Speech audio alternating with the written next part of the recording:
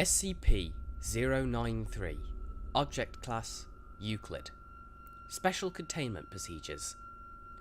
Item SCP-093 is to be kept on a silver-lined mirror on a 0.3 by 0.23 meter or 1 foot by 9 inches pedestal, at least 1.22 meters or 4 feet off the ground floor, in containment cell block. Object is not to be contained in areas exceeding 3.66 by 3.05 or 12 feet by 10 feet, nor placed on mahogany, pine, cherry, or aluminium pedestals above or below level 1 of containment cell block.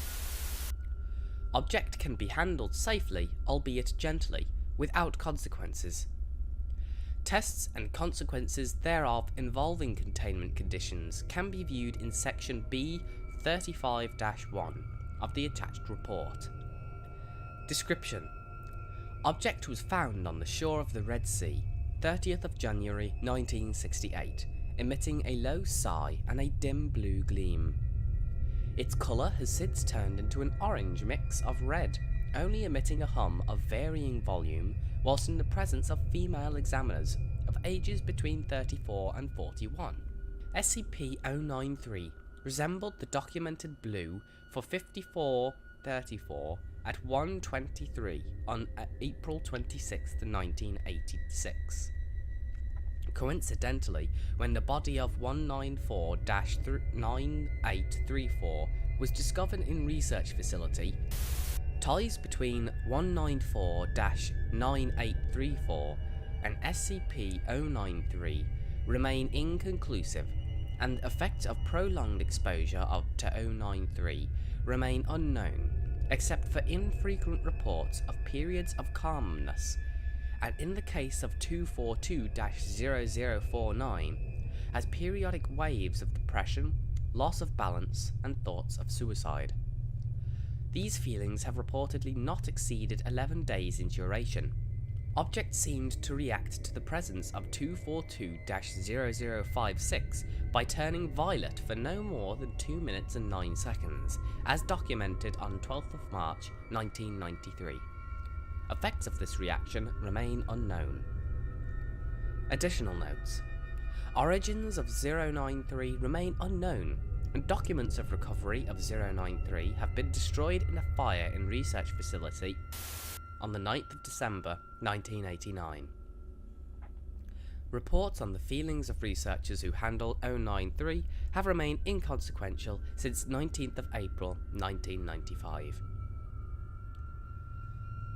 SCP-093 Test 1 Containment Test.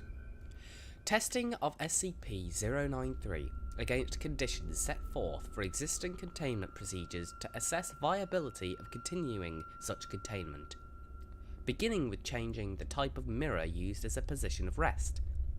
Mirrored surface, brass frame, retail grade mirror. SCP-093 rests without activity when placed on the mirror. This test alone removes the need for costly silver or wooden containment systems. Standard grade table.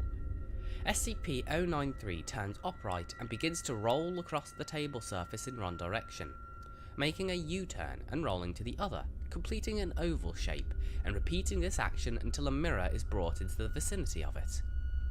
At which time SCP-093 rolls towards the mirror and lays flatways against it, sliding towards the centre. It is noted that despite the grainy feel of SCP-093, it does not mark the mirror in any way while moving across it. 2 mirrors at either end of a standard grade table.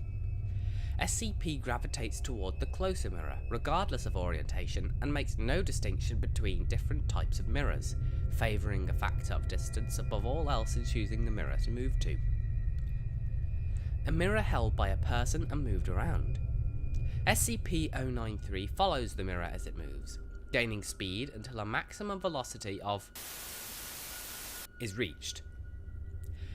At any velocity, the impact of SCP-093 against a mirrored surface results in no damage to either object. A person holding SCP-093 placing it on a mirror. This test was accidental, the result of one of the staff tripping another after some debate about who would be covering the lunch tab. As a result of the behaviour of the researchers, it was discovered that a person holding SCP-093 and placing it against a mirror will in fact move into the mirror. Addendum. Containment testing discontinued after establishing that SCP-093 requires only a mirror to rest inert. Testing on human interaction with mirrors while holding SCP-093 authorized by Dr. SCP-093 Test 2. Mirror Test. Testing Protocols. Subjects testing SCP-093 must wear a Class 3 buckle harness strapped to the chest and attached to a tension pulley system, allowing for 300 meters or 1,000 feet of movement. Additional spools may be added to extend movement if necessary. The clasps connecting these spools must be high grade and capable of withstanding applied force of 0.2 tons. A field kit containing the following should be standard issue for testing of SCP-093. 1. Wrist-mounted light source with 3 hours lifespan, and additional power sources providing up to 6 additional hours. 4 0.5 litre water bottles with water. 4 MREs of any type plus 2 plain granola bars, chocolate chips are allowed. 1 standard issue Beretta 9mm firearm with 24 rounds of ammunition loaded. This is not to be issued until subject has passed into a mirror using SCP-093 and should be given under armed supervision, ensuring that the subject passes through entirely. This item is to be requisitioned first upon subject's return, and subject to be made aware of this before leaving line of sight within SCP-093's mirror. 1 standard issue field knife. The subject is not to be made aware of this item and must find it on his own within the kit. The subject must also be attached to a video system, with a camera mounted on the subject's head or shoulders. The video device should be cable based and allow for the same length of travel as the return system. Wireless cameras have shown mixed results and should only be used in testing conditions where SC-093 is a currently known colour. New colours must be tested using wired feed. During testing, the colour of SCP-093 must be recorded, as well as history of the subject in terms of their incarceration to identify how SCP-093 determines the colour to assume.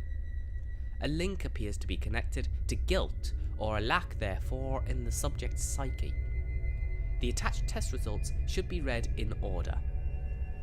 Mirror Test 1. Colour Blue. Subject is D-20384. Male, 34 years of age, strong physique.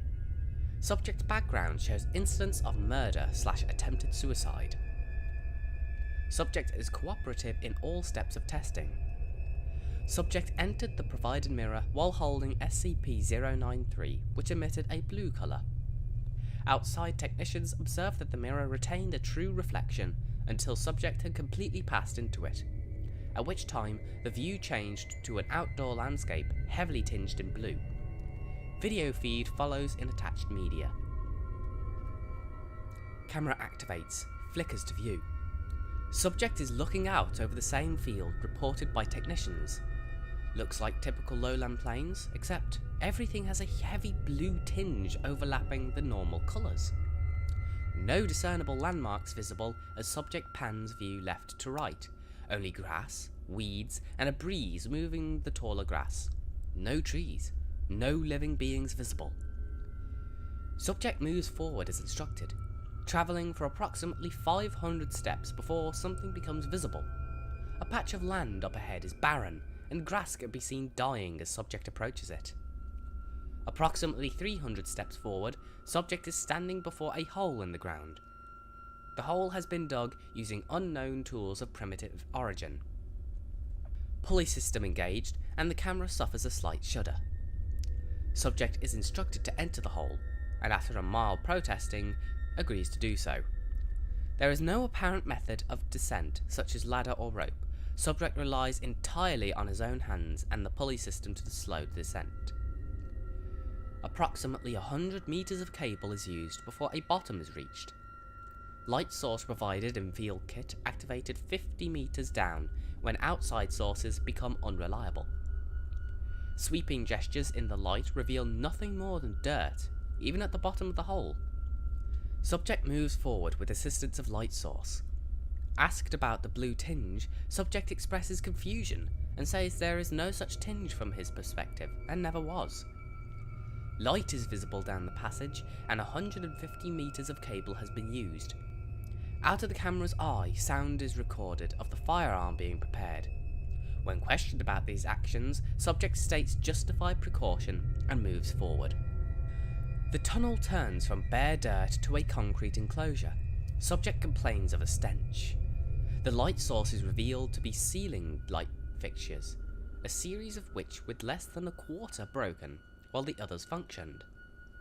A series of 6 doors, 3 to a side, span before the camera view with a 7th door visible at the end of the corridor that has been blocked by what looks like generic metal shelving debris.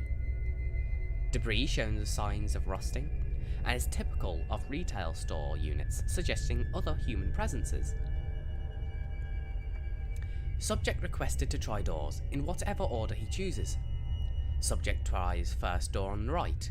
Door is locked, does not open. Second door tries to open, but does not budge. Unlocked, but blocked. Closing second door, third door is tried. Same results as first. Going up to the other side, the third door opens fully, and light is bright in the room. Portable light switched off at this time, as subject pans camera to inspect room. Room is bare, no contents, but walls are filthy. Subject states materials on walls isn't dirt, but he can't identify it. Seems to resemble melted plastic, but is brown in colour rather than black. Door is closed. Second door on left side has no handle, does not move when pushed. The hole where the handle was is plugged by unknown material. All doors are shaped in such a way that nothing can visibly escape from the sides, and space for movement is too thin to look through, even at ground level. First door on left hand is locked, but part of key is present in lock from stem to the ridges. The back has been broken off. With effort, subject manipulates key to open door and immediately begins coughing, complaining of a stench. Walls of room are clean, as is floor. Ceiling is coated in the same strange brown material as the third room. In this room, there is a makeshift cot made from aged blankets with a pillow, a wooden crate containing boxes of what appears to have been foodstuffs. Language appears on video as squiggles, however subject states they simply read cereal. A second crate in the room contains what appear to be empty water bottles that have dried out. A book lays next to the cot, closed, no title or identifying marks. On the wall is what appears to be clipped articles, but language cannot be read. Subject asked to remove clippings for retrieval. All articles but one crumble to the touch, due to age. The intact article is put in a field sample container, and seems the most recent compared to the others. Asked to investigate the book, subject begins to move toward it. Audio on the tape goes strange, and a high-pitched screeching noise like grinding metal dominates all communication for 3.5 seconds. Subject has not touched the book still, and when the noise stops, subject asks Control to repeat request. Control made no requests during that time, as headsets were removed. Subject advised to leave room and notes the door has begun closing slowly on its own, and if left, will close. Subject advised to leave door alone and investigate door on right. Careful review of the following 10 seconds of tape shows that as the camera pans, a figure is visible at the end of the tunnel where the 7th door is. The door is only open enough for a face to be seen through a crack, just before the door silently closes. No details can be seen. Subject investigates the second door on the right with no mention of anything seen out of the ordinary. This door, when pushed against, moves, and after repeated bashings, moves enough to view inside at an angle. A corkboard is visible, with more articles attached to it. The top of a box of cereal can be seen on the floor, and what appears to be a hand laying palm up. Subject closes door, and pans camera past door 7, which remains closed. Seeing nowhere else to explore, subject is requested to return. Subject poses no protest and complains of ever-increasing stench. As subject returns back down tunnel, his camera feed does not change or show anomaly, but control reports a sudden surge in cable movement, pulling an additional 100 meters of cable through before going slack again and then tightening. Video feed shows subject ascended tunnel slowly, while control attempts to verify integrity of the pulley system. Subject requested to stop ascent, but states he is not climbing. The rope is pulling him up. Panic sets in on both sides as subject informed to ready firearm. Upon reaching top of hole, nothing is visible on camera, and subject reports nothing has changed in landscape, then begins a return trip following the path of the cable. Travelling for approximately 900 steps, subject asks how much cable he has used. Control admits they are unsure due to complications, but subject travelled in a straight line to reach the hole, so it should be a straight line back. Subject becomes concerned when he states that more cable is visible now, moving in a 90-degree angle from a point in the ground. Subject pans camera around full circle slowly. On film, behind subject, a crowd of 37 countable figures stand silently. Features are unidentifiable, and they are lacking the blue tinge that dominates the landscape. Panic breaks in control again, but subject notes that only oddity as being the cable having an angled path. Subject tugs his end of the cable. It is taut and does not move. Control begins to reel in the pulley system, and slack rapidly winds. Watching the angled cable movement can be seen as grass is disturbed further down the angled portion from the reeling in. Then the line vibrates as it meets resistance and emits a twang from the recoil. Subject's camera now pans back a long length of cable, which now appears to slowly be allowing more slack before suddenly all slack is returned, and pulley system begins again. Control requests subject return, following cable path, and screams are caught on the audio with panic from subject. 5 shots fired as subject aims pistol at something not visible on camera. Control reports being able to see object returning point of origin. Control reports being able to see subject returning toward point of origin, while camera shows wire disappearing into a point floating in the air. As subject passes this point, all cable is now in the pulley system, and camera films only the floor. Control reports that the mirror took approximately 5 seconds to return to a reflection, and SCP-093 remained blue in colour until 1 hour after being recovered from subject. A vile smelling fluid was present on subject's clothes around his hands when firearm was recovered. This fluid dried quickly and was deemed insignificant to study due to lack of quality sample.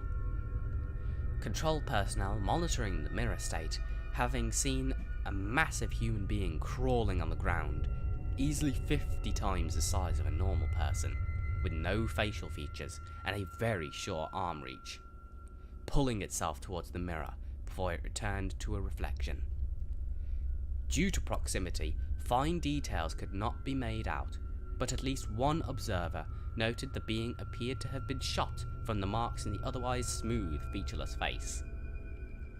Field test kit recovered from subject containing a newspaper article that reads, and was filed as item. This is all for the first part of SCP-093. Transmission.